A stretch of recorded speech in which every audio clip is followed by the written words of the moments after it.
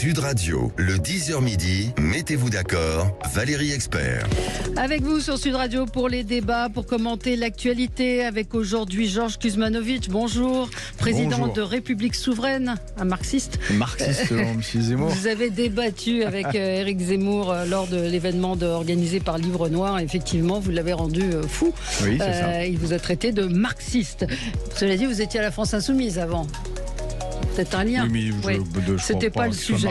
Michel Taube, fondateur du site d'information Opinion Internationale. Vous êtes également fondateur d'Ensemble contre la peine de mort. Bonjour Michel. Bonjour. Régis de Castelnau, avocat. Bonjour. Bonjour. Bonjour à tous. Votre dernier livre, Une justice politique, est paru aux éditions L'Artilleur. Vous êtes membre de la rédaction de Front Populaire et on vous retrouve également sur votre blog Vue du droit. Lucas Véran, bonjour. Vous êtes adjoint au maire de Neuilly. Bonjour. Merci d'être avec nous ce matin. Beaucoup de sujets, Laurent Wauquiez qui se dit prêt pour 2027, des nouvelles brigades de gendarmerie qui doivent être annoncées par le président de la République, des nouvelles brigades en région, comme on dit. Et puis, on reviendra sur l'interview ce matin de Didier Lesky, l'interview faite par Jean-Jacques Bourdin. Et puis, c'est avec cette question sur la régularisation des métiers en tension, des régularisations des sans-papiers sur les métiers en tension. On commence avec notre tour de table. Permettez-moi juste de resignaler que c'est le mois de la cybersécurité, le mois de la cybercriminalité. Ça nous touche tous. On a tous reçu ces petits SMS, carte vitale à renouveler, vous n'avez pas payé votre PV, vous avez un colis qui va être livré. Ça vous est arrivé ? J'ai eu quelque chose d'absolument incroyable. Racontez-nous. Je reçois le dimanche soir un coup de téléphone d'un numéro de mobile. Et la personne au bout du fil, en fait, usurpe l'identité d'un agent de la DGCCRF en disant, voilà, vous avez été victime d'un hack, d'un phishing, l'arnaque au phishing qui consiste à substituer à voler des données. Oui. Et donc la personne me dit, voilà, vous avez un virement, une autorisation de paiement de débit qui a été adressée de 500 €. Maintenant, pour que vous évitiez d'en être définitivement victime, il y a encore des solutions. Vous allez recevoir un code par texto visant à finalement permettre d'annuler le paiement. Sauf qu'en fait, moi j'avais compris la combine. Ah, vous aviez compris. Oui, en cours d'échange. Ouais. Mais au début, c'est assez troublant parce qu'effectivement, quelqu'un qui se prétend être de la DGCRF mais déjà, quand je posais, mais ça c'est parce que j'ai une petite connaissance de juriste en droit public, je trouvais que c'était déjà un peu bizarre comme mode de fonctionnement. Mais deuxièmement, à partir du moment où il y a, et c'est ça qu'il faut que les auditeurs retiennent, où il y a une volonté de recevoir un code qui génère un paiement, il faut couper court à toute communication avec la personne au bout du fil. Mais c'est arrivé ce qui est arrivé à pas mal de gens aussi, c'est qu'on vous appelle avec le numéro de votre banque, on connaît votre nom, votre adresse, votre numéro de compte, date de naissance, et en général, vous l'avez dit, c'est le dimanche, ça se passe un week-end. Quand vous ne pouvez pas appeler votre banquier, on vous dit il y a eu un retrait de 80 €, donc vous n'êtes pas trop inquiet, puis on vous dit mais là il y en a un de 800, je vous envoie un code, cliquez dessus. Exactement. Mais ça n'est que une tentative de... Donc là on parle de cela, mais c'est quand vous cliquez également pour la carte vitale ou pour des choses comme ça, il peut y avoir, il y a souvent une aspiration de vos données personnelles. Ça concerne aussi les entreprises, ce mois de la cybersécurité. Et donc je vous encourage tous à aller sur le site cybermalveillance.gouv.fr, extrêmement bien fait. Jeudi, on recevra Jean-Jacques Latour qui viendra nous raconter les dernières inventions de ces escrocs. Et soyez vigilants. Maintenant, il y a aussi les PV. On vous dit vous n'avez pas payé votre PV. Donc je voulais vous alerter sur ce mois qui vise à vous faire prendre conscience qu'il faut être prudent et qu'il y a des bons gestes. Ça vous est pas arrivé à vous, Georges? Vous n'avez rien eu? Si, je reçois comme tout le monde tout ce genre de trucs, mais régulièrement, moi je m'amuse, j'aime bien parler avec ces gens-là. Ouais. Et la dernière fois, la discussion était très longue et j'ai dit, mais moi, mon propre compte est bloqué et j'aurais besoin que vous m'envoyiez 2000 € en cash pour que je puisse débloquer mon compte. Au bout d'un moment, il a compris que j'avais compris. Et voilà, j'ai dit, allez, essayez quelqu'un d'autre. Ouais. Voilà. Régis, on va faire un petit tour de table. Régis, oui, vous êtes arrivé... Oui, moi j'en reçois assez régulièrement. Je veux dire, je considère que tout ce qui arrive par SMS c'est. Mais par mail, il y a la pédocriminalité aussi. Pédocriminalité avec un courrier officiel, vous convoquant à la gendarmerie en général. J'ai eu droit à ça aussi, mais c'est la mauvaise adresse, si vous voulez, parce qu'une convocation, et puis, alors plein de termes juridiques ronflants, non, c'était pas à moi qu'il fallait s'adresser, parce que les clignotants s'allument absolument tout de suite. Michel, ça vous est arrivé aussi? Écoutez, ça m'est arrivé dans le taxi qui m'a amené chez vous. Non. Si. C'est incroyable, on ne s'est pas concerté. Non. Mais j'ai reçu, je me connecte sur mon ordinateur qui est d'une marque c'est celle d'un fruit. Qui aimait beaucoup Jacques Chirac, qui aimait beaucoup Jacques Chirac, pour pas leur faire de la pub. Et en fait, je me connecte sur ce site, donc Google, et je cherche une adresse et je reçois un message, vérifiez les paramètres. Nous avons modifié les paramètres car tu n'as pas confirmé avoir plus de 18 ans. Alors, je m'étonne que Google me tutoie d'abord. Ah oui, c'est clair. Et après l'image que j'ai devant, on peut peut-être pas montrer aux auditeurs, mais enfin il y a une caméra, donc peut-être qu'on peut la voir. Me laisse penser que c'est peut-être une manière de vouloir soit hacker le site ou faire. Parce que franchement, Google me demande pas tous les jours si j'ai 18 ans ou plus, quoi. Et donc là, je me dis, j'ai un soupçon de possible fraude. On peut peut-être me hacker, on peut peut-être, j'en sais rien. Et donc je n'ai pas cliqué dessus. Bien sûr, mais il faut pas. Mais maintenant ils ont la cybersécurité, c'est ça aussi. C'est d'être vigilant lorsqu'on reçoit des messages intrusifs, un peu différents de la normale. Il vaut mieux s'abstenir de cliquer que de cliquer et de prendre des risques derrière. De toute façon, sur les adresses mail et les sites internet, premier réflexe, c'est vraiment de regarder soit l'expéditeur, soit le site sur lequel vous êtes. S'il n'y a pas une nomenclature officielle, par exemple, il y a beaucoup de fraudes avec des messages qui sont émis, on usurpe l'Agence nationale des traitements des infractions automatisées pour demander aux gens de payer leur amende.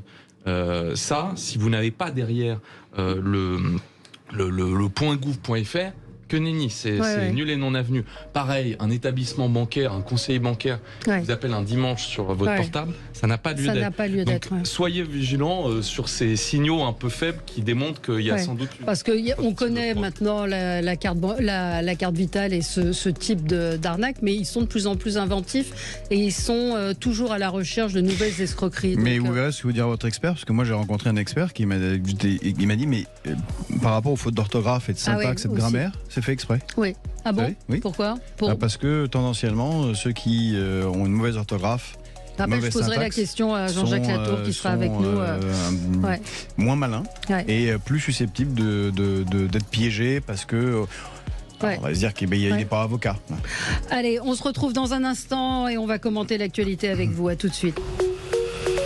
Sud Radio, le 10h midi, mettez-vous d'accord, Valérie Expert. Le 10h midi aujourd'hui avec Georges Kuzmanovic, président de République Souveraine, Michel Taube, fondateur du site d'information Opinion Internationale, Régis de Castelnau, vous êtes avocat, vous avez publié Une justice politique aux éditions L'Artilleur, Lucas Véran, adjoint au maire de Neuilly. On parle de beaucoup de choses ce matin, Laurent Wauquiez qui se dit prêt pour 2027, les nouvelles brigades de gendarmerie, c'est ce que va annoncer Emmanuel Macron dans la matinée, et puis on parlera de l'immigration et de ces métiers en tension qui ont recours à des immigrés non déclarés. Faut-il les régulariser? On y reviendra dans un instant. On continue notre tour de table avec vous. Peut-être Lucas Véran, c'est une actualité politique, un coup de cœur? Oui, un coup de cœur, bon, ça va paraître un peu pompeux, mais finalement pour l'état de droit, parce que beaucoup de responsables politiques critiquent finalement le fait que la justice soit exclusivement politique ou aurait des arrière-pensées, ce qu'elle a forcément à certains égards, mais il y a toujours des filets pour permettre justement que ces élans ou ces écarts puissent être corrigés.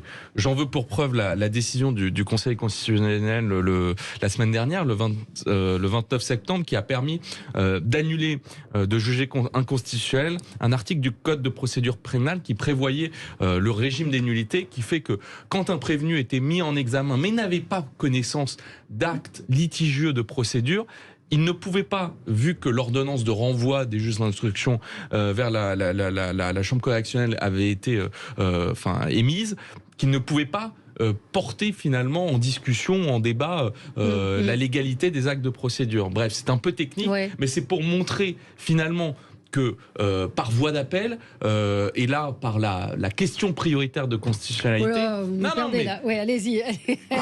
qu'il y a des mécanismes institutionnels et juridiques pour finalement, quel que soit le justiciable en question, permettre d'étioler cette vision que parfois certains véhiculent dans le débat public d'une justice qui ne serait exclusivement politique. Non, il peut y avoir des actes de procédure qui parfois sont effectivement litigieux, et puis il peut y avoir des revirements de jurisprudence qui sont à la faveur, en l'occurrence, de François Fillon, et qui derrière pourront être à la faveur de Nicolas Sarkozy. Et donc, voilà, c'est pour un peu dire finalement, par la diversité des juridictions et l'ordre juridictionnel, il peut y avoir des surprises. Oui, Michel, puis après je ferai évidemment réagir deux petites choses.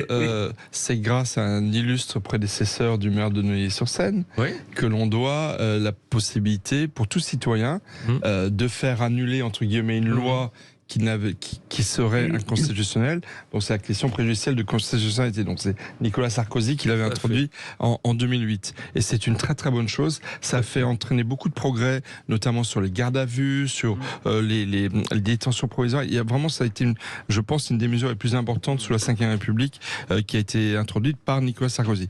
La deuxième chose, c'est que c'est pas des jugements sur le fond, c'est des jugements de procédure.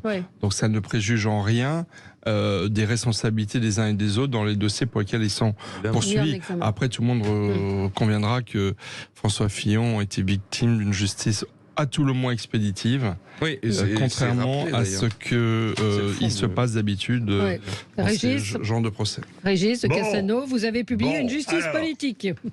Première chose que j'ai à dire, c'est précipitez-vous sur Vue du droit. J'ai publié un article explicatif il y a un quart d'heure. Donc voilà, précisément sur ce sujet. Bon, donc effectivement, on a une décision du Conseil constitutionnel qui enfin déclare inconstitutionnel un article du Code de procédure pénale qui interdisait de soulever des nullités de procédure, ce qui pourtant est essentiel, adversaire acharné de l'arbitraire, la forme et la sœur jumelle de la liberté.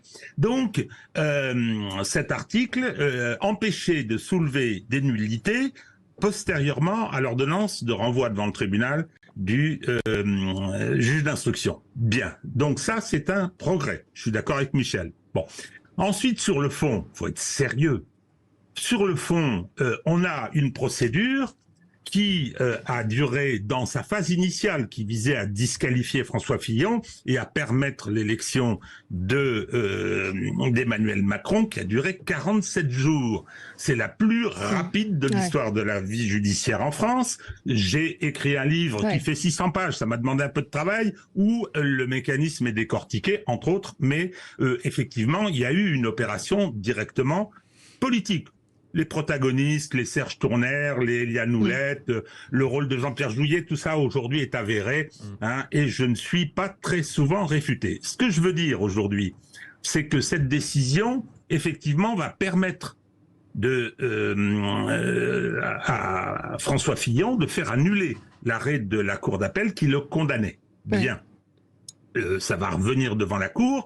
J'ai fait mes petits calculs approximatifs de délai. C'est-à-dire qu'a priori, la dernière décision qui devrait intervenir dans la procédure, ce serait au début 2017, 10 ans après. C'est-à-dire qu'on l'a détruit en 48 jours et on le juge en 10 ans. Alors, ce sera l'anniversaire... 27, vous voulez dire. 27, vous avez dit 17. 2027, pardon. C'est-à-dire, grâce à cette opération judiciaire, on aura eu 10 ans Emmanuel Macron. Pour ce qui me concerne, je pense que le mal qu'il aura fait à la France ne sera plus récupérable. Donc, oui, on peut se réjouir de cette décision dans son principe, mais concernant le mal qui a été fait dans une opération qui est une caricature de justice politique, je pense que c'est trop tard. On va passer à votre coup de gueule, Georges, il faut qu'on avance. On en avait déjà parlé ici.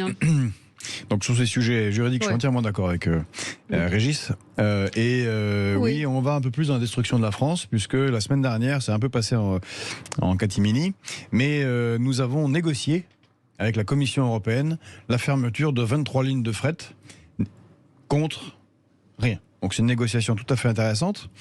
À nouveau, on nous a assommé avec le délire néolibéral et de la concurrence soi-disant libre et non faussée, avec obligation d'arrêter le fret SNCF au 31 décembre 2025. La vente de 40% de l'immobilier de la SNCF, dans un contexte où, soi-disant, le gouvernement veut faire une transition écologique. Et ils ont interdit les transports intermodaux. C'est-à-dire ? Interdiction. Les transports intermodaux ? C'est une organisation intelligente qui est faite dans le pays qui n'est pas dans l'Union européenne, c'est-à-dire la Suisse. Eh bien, vous transportez votre container avec différents modes de transport. Eux, ils ont choisi le fret ferroviaire. Et puis, sur les 20 derniers kilomètres, vous le mettez sur un camion. Ouais. Nous, on privilégie depuis 40 ans, sur diktat de l'Union européenne, de la Commission européenne, le transport routier, qui est bien évidemment catastrophique, qui consomme du diesel, il faut du pétrole, et dans le contexte géopolitique où on est, on voit l'absurdité, alors que le train fonctionne principalement, maintenant exclusivement à l'électricité, c'est-à-dire au nucléaire. Que nous on est devant un truc qui est complètement débile. À nouveau, on se coupe les pattes et on se met dans une situation où on va dépendre d'une énergie extérieure et on s'aborde un autre fleuron français qui est la SNCF. Et je ne vois pas là-dedans où est la transition écologique. Donc bravo au gouvernement. Oui, c'est effectivement. Ah, puis on perd aussi 500 cheminots. Bref, le truc habituel, licenciement. C'était votre coup de gueule. Régis, rapidement, si vous pouvez nous expliquer votre coup de gueule. Oui, au préalable, je vais rappeler que Georges Kuzmanovic est sous Marx, c'est ce qu'a dit, Éric Zemmour. Voilà. Vous êtes encore sous Marx. Je continue un peu. Mon cher Georges, je ne sais pas ce que tu y fais, mais tu es sous Marx. Bon, alors moi, je voudrais un petit tour de table et un petit vote. On a une présidente de l'Assemblée nationale qui s'appelle Yaël Braun-Pivet, qui était avocate sans histoire, qui est devenue parlementaire en 2017, qui est arrivée au Parlement, qui a dit ok, on vote les lois et quand est-ce qu'on vote les décrets ? Elle était juriste, avocate, elle ne savait pas la différence entre les décrets et les lois et que les décrets, c'est la responsabilité de l'État. Et là, on l'a bombardée présidente de l'Assemblée nationale et qu'est-ce qu'on entend ? Comme il y a eu le 49.3 qui a été à nouveau utilisé sur une loi de finances, ce qui est possible, elle est venue dire « Ah ben oui, mais s'il n'y avait pas eu le 49.3, on aurait eu un shutdown comme en Amérique. » Ça sonne bien, c'est-à-dire qu'aux États-Unis, si le budget n'est pas voté, tout s'arrête. Les fonctionnaires sont plus payés, tout ferme et tout. En France, absolument pas. Elle se moque du monde. Alors ma question... comment peut-on être à ce point démagogique ? Ma question, il n'y a pas de shutdown. C'est une loi de finances qui sera votée. Il y a des... je ne vais pas rentrer dans le détail, mais d'ailleurs, c'est amusant, sur Twitter, tous les tweetos sont venus contextualiser et l'ont traité de menteuse. Moi, je ne sais pas si elle ment.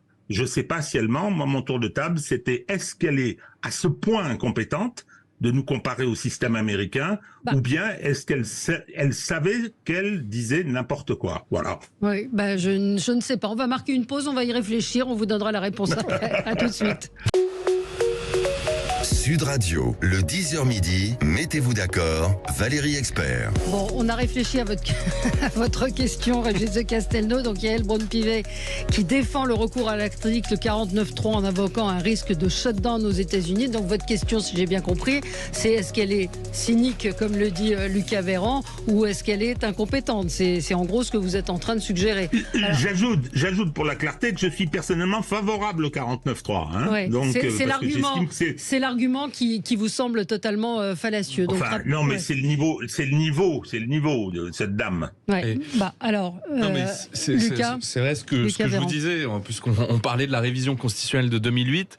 En 2008, effectivement, le président Sarkozy avait initié ce chantier de rétrécissement des voies de recours au 49.3 qui avait été abondamment utilisé par le gouvernement de Michel Rocard. En revanche, ce qui est toujours prévu dans la Constitution, et sans doute ce qui aura lieu sur cet automne budgétaire, c'est que le gouvernement peut engager sa responsabilité sur l'adoption du budget. Donc c'est pas un argument. Sauf si le gouvernement est censuré et dont acte. À ce moment-là, la représentation nationale fait son travail et on change de gouvernement. Oui. Mais en tout état de cause, il sera jamais... il y a une très faible probabilité qu'il soit censuré.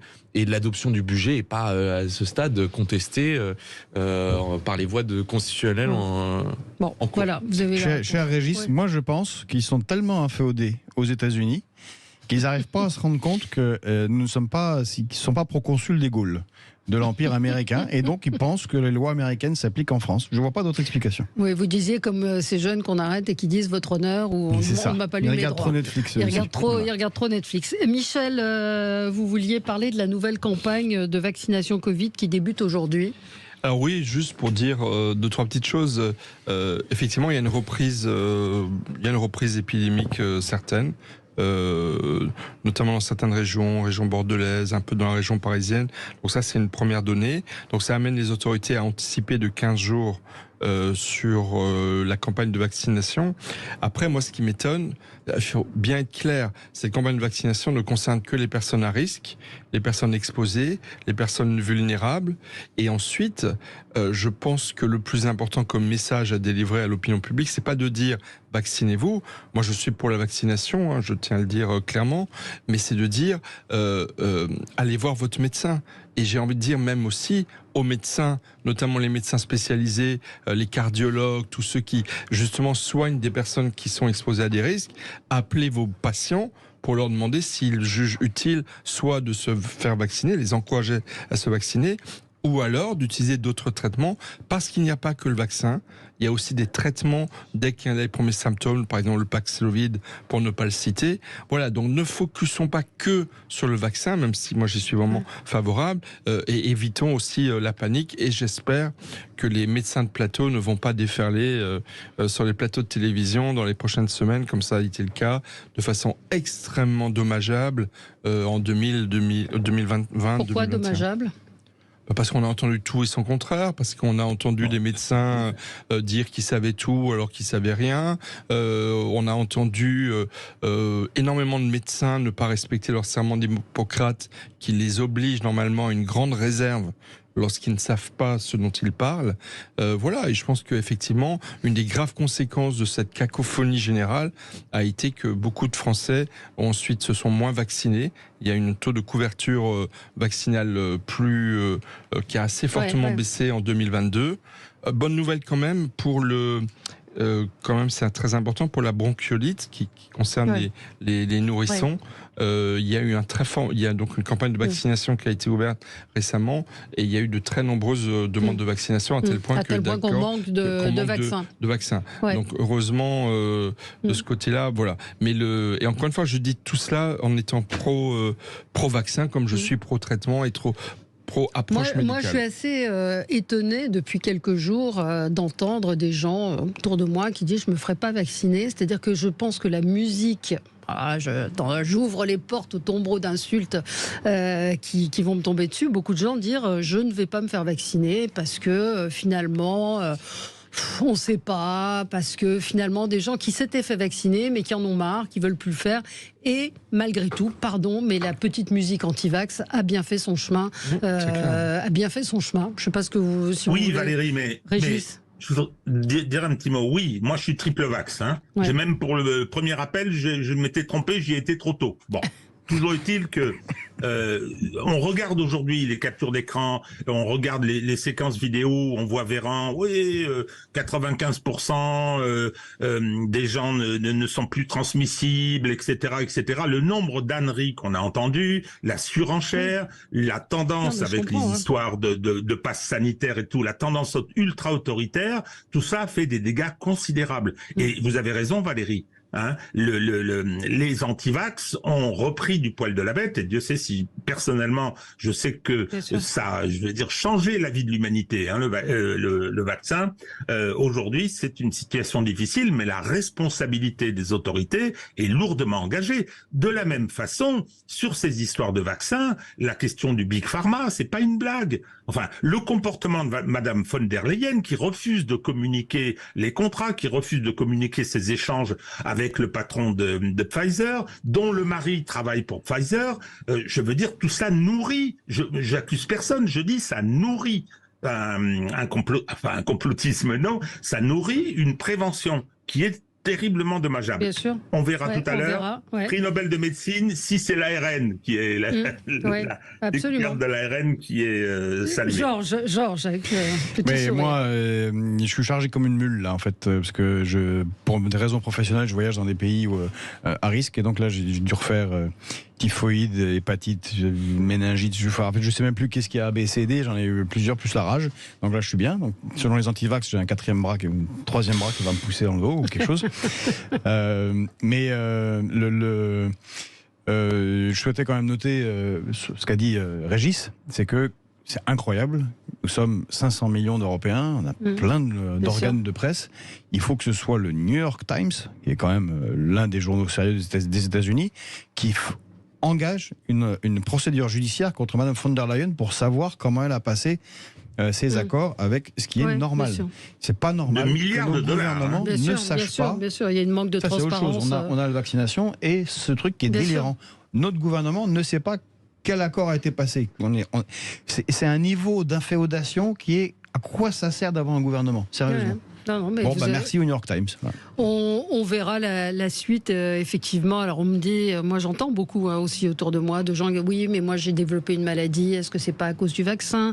Une auditrice me dit, nos grands-mères ne veulent plus se faire vacciner, elles en ont marre de faire des zonas.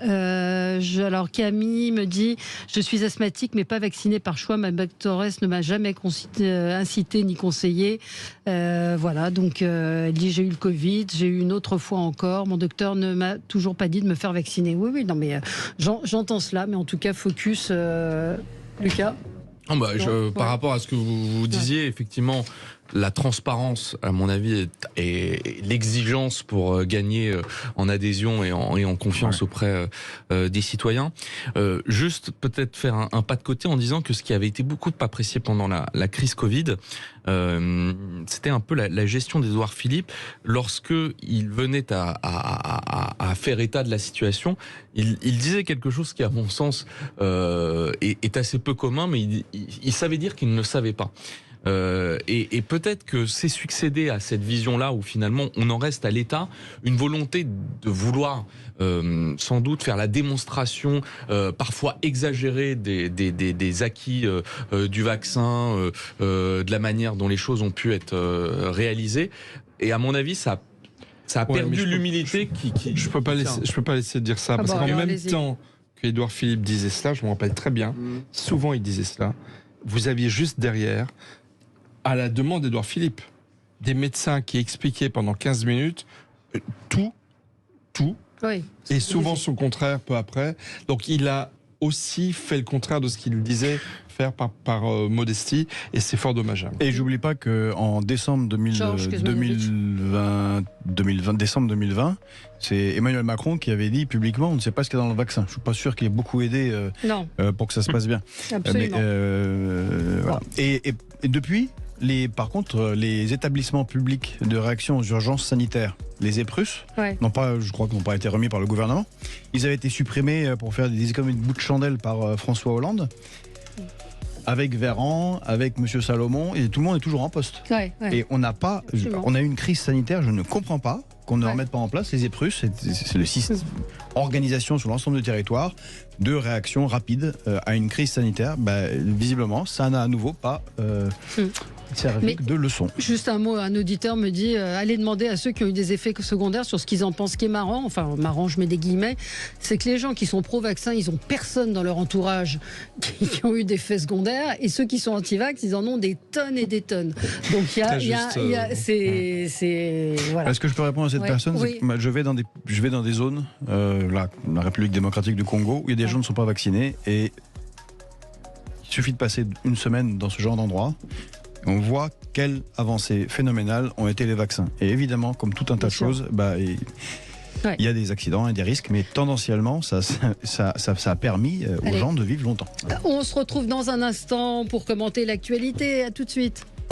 Sud Radio, le 10h midi, mettez-vous d'accord, Valérie Expert. Sud Radio, le 10h midi, mettez-vous d'accord, Valérie Expert. Allez, de retour sur le plateau de Sud Radio. Eh bien, Laurent Wauquiez fait un pas vers la présidentielle de 2027. Écoutez hier ce qu'il a dit. Je connais le prix à payer pour tout cela. J'ai mesuré ce qu'il en coûte de sérénité et de détermination pour déverrouiller la République française. Et aujourd'hui, j'y suis prêt. Voilà, donc c'était c'était au Forum des jeunes Les Républicains qui étaient réunis à Valence dans la Drôme. Il y avait à peu près 500 personnes. Et donc, une fois qu'il a dit ça, on a entendu Wauquiez, président. Ce matin, Nicolas Sarkozy était invité de nos confrères d'RTL et il a eu cette petite phrase. Je préfère quand Laurent Wauquiez parle que quand il se tait. Voilà. Donc, il a ajouté, ou il a dit juste avant, qu'il appréciait beaucoup Laurent Wauquiez, qu'il a été un très bon ministre.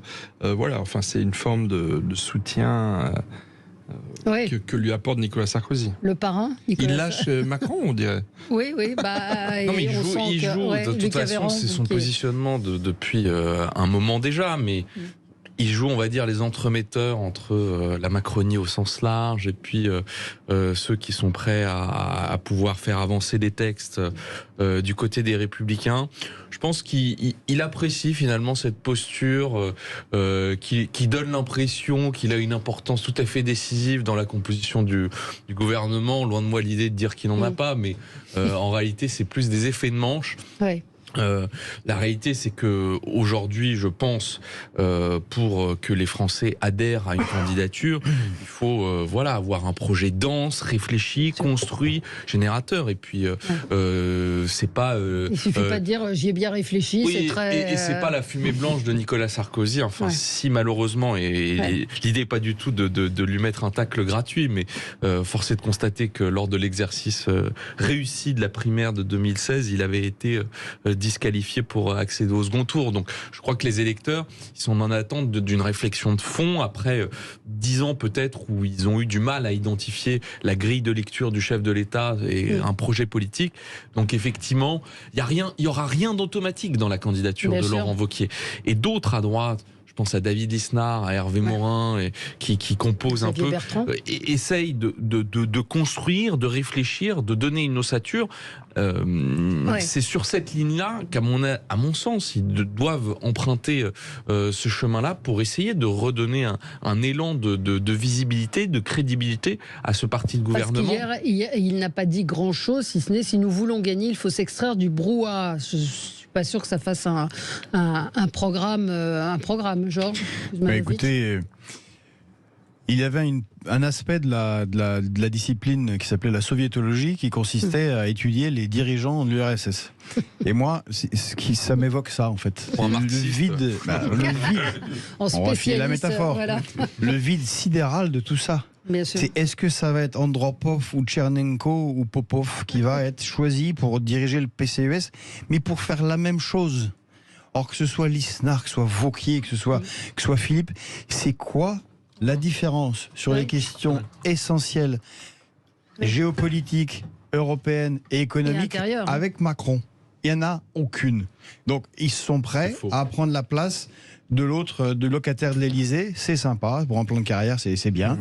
Voilà, ils peuvent recevoir des rois et des reines. On a eu Darmanin aussi, et c'est vrai qu'on signale que Nicolas Sarkozy avait soutenu Gérald Darmanin. Il donne des petits coups de volant à droite, à gauche. Vous savez, c'est un jeu de loi où voilà, un coup, Mais par contre, pour la France, on est dans un moment de crise multiple. On a une crise écologique, on a une crise sanitaire, on a une crise énergétique, on a une crise de désindustrialisation grave du pays, on a une crise géopolitique avec la guerre en Europe.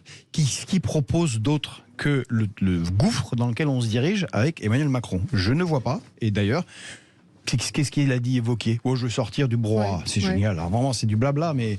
Ouais. Régis peut-être, puis après je vous donne la parole. Je dois être comme Georges sous Marx, parce que je partage entièrement ce qu'il a dit. D'abord, j'ajoute à la description qu'il a faite de la situation. Oui. Enfin, j'aggrave la dimension géopolitique. Enfin, je veux dire, on a une guerre en Europe. Oui, mais on a également une guerre mondiale, une guerre géostratégique, géopolitique. Il y a ce qui se passe autour de la Chine, il y a les BRICS, il y a toute cette redistribution des cartes. On souhaiterait avoir des gens avec des épaules, on souhaiterait avoir des gens... D'ailleurs, Nicolas Sarkozy a pris des positions assez courageuses. Alors, il s'est fait laminer tout de suite à propos de l'Ukraine. Il faut parler à la Russie, etc. Ça, c'était.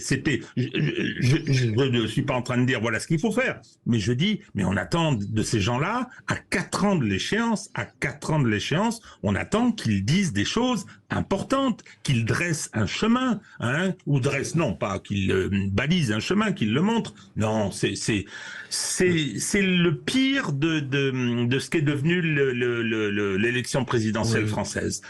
Et je rappelle d'ailleurs... Ça a toujours été comme ça, non? Il y a toujours eu des candidatures... Non. Il y avait quand même... Et je rappelle que se déterminer comme ça... Il a raison d'être candidat, mais il va falloir qu'il nous dise autre chose s'il veut, que ça imprime. Mais j'ajoute quand même que 4 ans avant, la dernière fois... c'est quelqu'un qui a débarqué en septembre 2016, premier meeting à la Mutualité. Il s'appelait Emmanuel Macron, que personne ne connaissait. D'ailleurs, c'est cuisant, cette élection. Enfin voilà. Une auditrice me dit après, vous vous étonnez que les gens ne veuillent plus aller voter. C'est vrai qu'on ne voit pas très bien l'intérêt général dans ces déclarations et plus l'intérêt personnel. Moi, j'aimerais quand même, si vous me permettez de nuancer tous ces propos fort sceptiques sur Laurent Wauquiez. C'est pas tellement sur lui, c'est sur la manière de faire. Il a quand même déjà fait quelques sorties préalables dans Le Point, une très longue interview dans laquelle il esquisse quand même un début de programme. Je pense que, en tous les cas, LR joue très très gros dans les mois qui viennent. Parce qu'entre l'élection européenne, où ça va être très très difficile pour les Républicains d'exister, entre Marion Maréchal, Bardella et le candidat de la Macronie de l'autre côté, ça va vraiment être très très difficile. Et ensuite, il y a un problème de leadership chez les Républicains, on l'a vu à la dernière élection présidentielle, et qui est absolument cruel et crucial. Et donc, si Laurent Wauquiez n'arrive pas dans un délai raisonnable à imposer son leadership dans la droite républicaine, et vous disiez David Lisnard qui lui aussi cache de moins en moins ses ambitions d'y aller au maximum. Donc moi c'est au point que je me demande s'il va pas falloir que LR rapidement organise une primaire interne pour se donner un chef qui serait une fois pour toutes accepté et qui serait à mon avis le dernier espoir pour les Républicains d'exister et de tenir tête. Ils ont pas tenté Marine Le Pen. Oui, bien sûr. Mais le problème c'est que si se divisent en de multiples candidatures, ils se feront laminer aux prochaines élections. Lucas Véran. Moi, je suis entièrement d'accord avec le propos de Michel. Moi-même, il m'est arrivé de critiquer la primaire. Parce que parfois, il y avait des candidats qui jouissaient d'une légitimité. Mais force est de constater 2 choses. Il ne faut pas faire le mauvais procès des candidatures Fillon et des candidatures Pécresse. Quand Fillon sort de la primaire de la droite et du centre en 2017, il est largement favori. Il est en réalité lancé, plébiscité, et il bénéficie comme ça d'un élan très significatif jusqu'aux affaires qui ensuite l'ont suivi. en 2022, quand Pécresse gagne le second tour de la première, il y a un sondage où elle est à 16%. Ensuite, elle s'effondre parce qu'elle échoue. Mais ce que je veux dire, c'est que une primaire, lorsqu'il y a un déficit d'incarnation et de crédibilité, ce qui objectivement est le cas aux Républicains. Hier, à Valence, il n'y avait pas un certain nombre, il n'y avait pas Bertrand, il n'y avait pas Lisnard, il n'y avait pas d'autres personnes qui sont normalement censées créer aussi un élan de notoriété et de légitimité. Donc face à ce contexte-là, peut-être, pour peu que ça structure un projet politique, et c'est là le préalable à tout, pour donner tort à Georges, précisément, c'est parce que les personnalités politiques ne parlent pas assez de leurs projets, qui, à mon avis, sont différents à bien des écarts, mais parlent trop des tactiques, que ça crée comme ça une confusion de finalement tous les mêmes. Et c'est ça auquel il faut mettre fin. Soyons sérieux. Leurs projets, ils auront des petites différences, mais il n'y a pas... On est dans une situation... On a un pays qui a un déficit délirant, tant de l'État que des entreprises ou des particuliers. Et maintenant, on va tourner à tous les ans à moins de 200 milliards de déficit de la balance commerciale. C'est... Réellement, on va en Porsche dans le canyon à toute vitesse et personne ne propose quelque chose de neuf à part. Regardez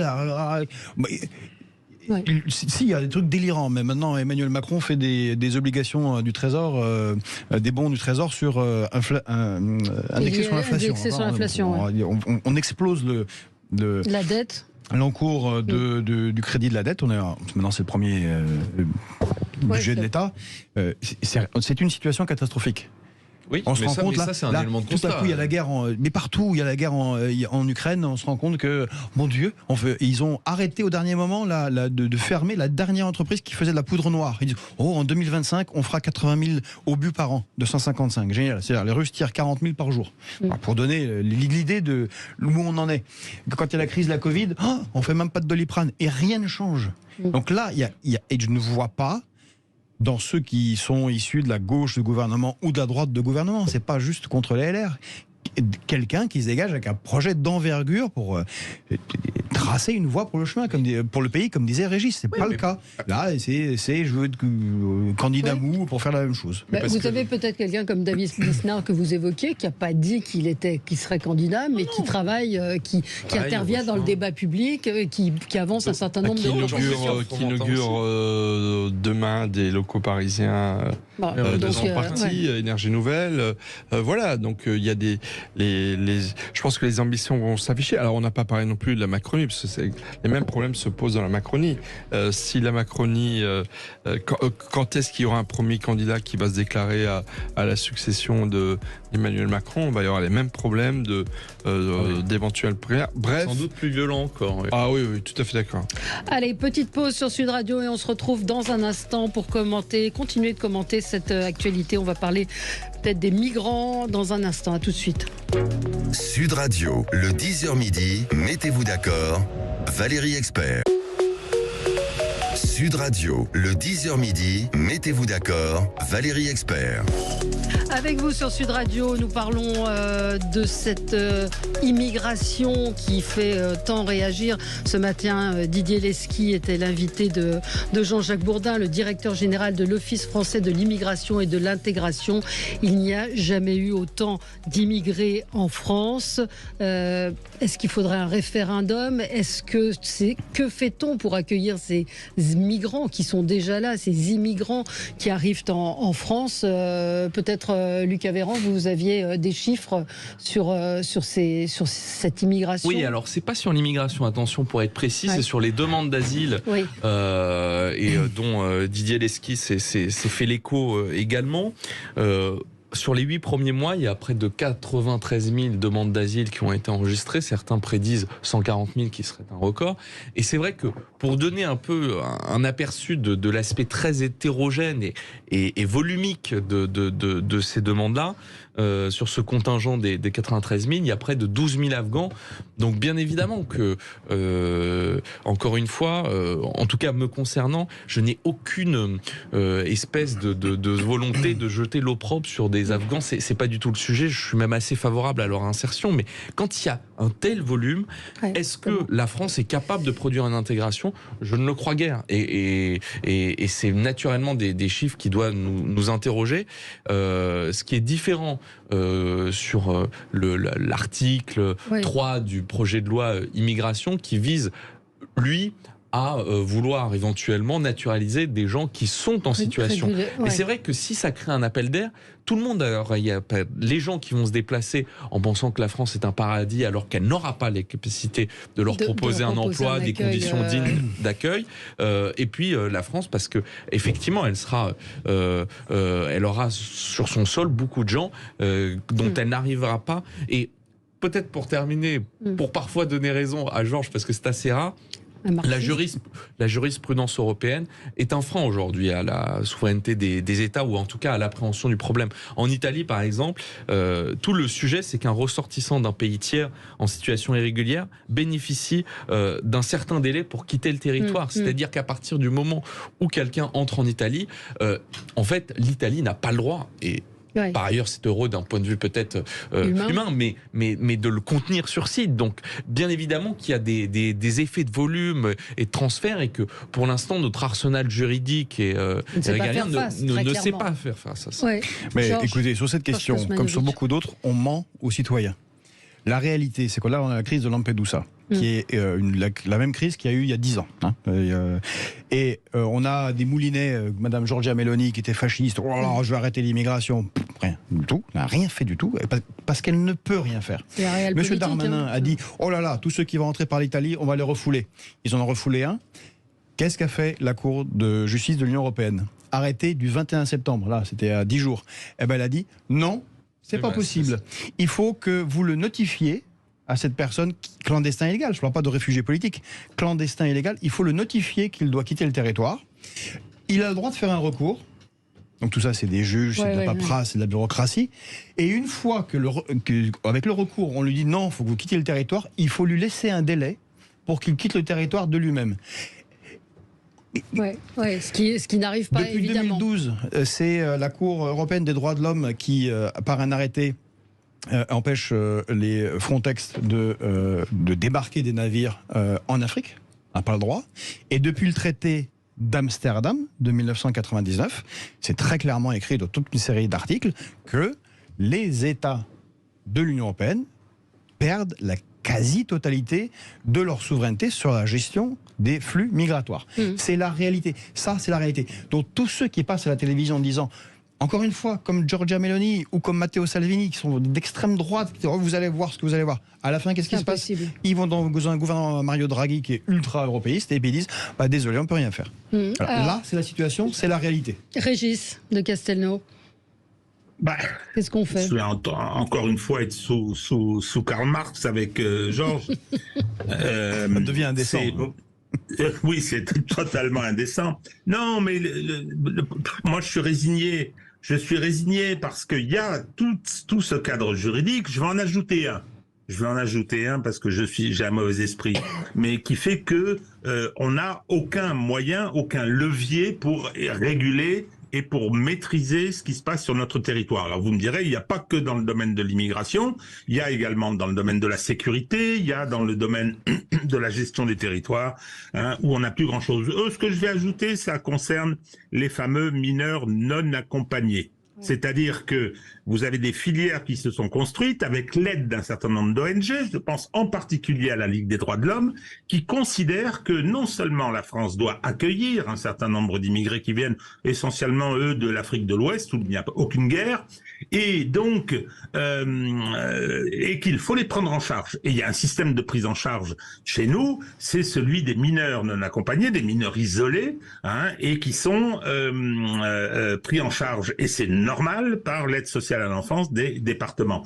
Eh bien, voyez-vous, lorsque ces gens qui ont été dûment renseignés, qui arrivent en France, ils n'ont pas de papier, ils n'ont pas de moyens de prouver ni leur identité ni leur âge, lorsqu'ils demandent à être accueillis par les départements refusent. On en a même eu un, nous, de 41 ans. qui voulait être MNA. Et lorsque le refus est examiné, tu parlais des droits de recours, Georges, le refus est examiné par les magistrats, ceux-ci, systématiquement, les font accueillir.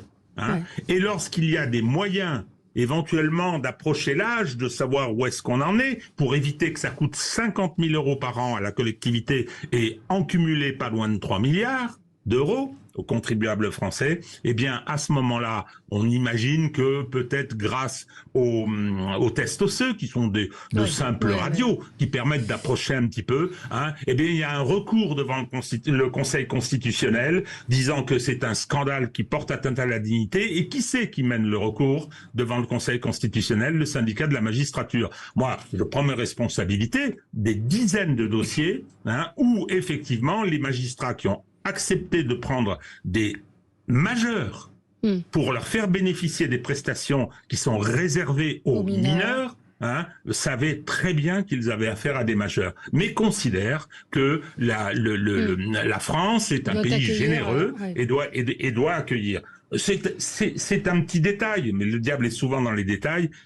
Donc, il y a également, non seulement on n'a pas le moyen, Georges, mais il y a également, dans le bloc élitaire, une volonté de ne pas intervenir et de ne pas le réguler. Oui. Michel Taube. Alors, juste une petite parenthèse, il y a le prix Nobel de médecine qui vient d'être attribué pour l'ARN messager. Ah. Voilà. Par rapport au pilier du vaccin. Donc ce sont deux personnalités. Bravo. Pour revenir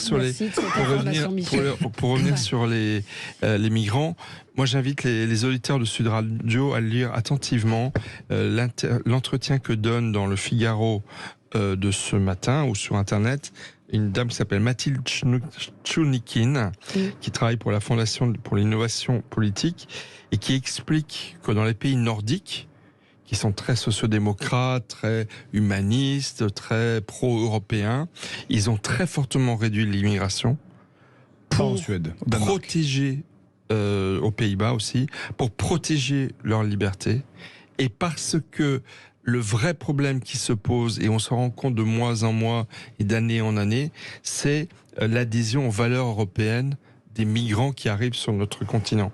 Parce que le problème, qu'il soit afghan, qu'il soit africain, le problème, c'est l'acceptabilité, leur capacité d'accepter nos valeurs.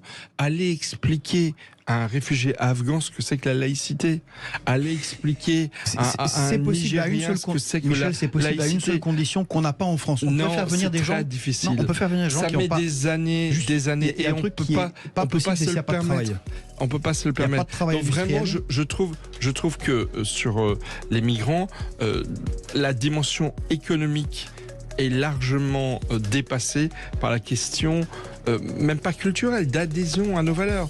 Le problème, c'est qu'on n'a pas les mêmes valeurs selon les régions du monde dans lesquelles on vit. Oui, Michel, mais tu sais comment on intégrait les gens en France? Ça passait par le travail, l'usine et le syndicat. Mais même ça suffit pas. Mais ça avait marché. Mais ça, on l'a même plus. Donc c'est un truc. Georges nous a donné en antenne un exemple d'un traducteur afghan qui est arrivé en France et qui a été naturalisé et qui travaille. Qui lui est diplômé. Beaucoup de femmes afghanes qui arrivent sont diplômées, mais il dit beaucoup de ceux qui arrivent sont des agriculteurs qui savent rien faire. C'est fini pour aujourd'hui. On aura l'occasion évidemment de reparler de tout cela. Tout de suite, c'est André Berkoff qui sera avec vous. Très bonne journée sur Sud Radio.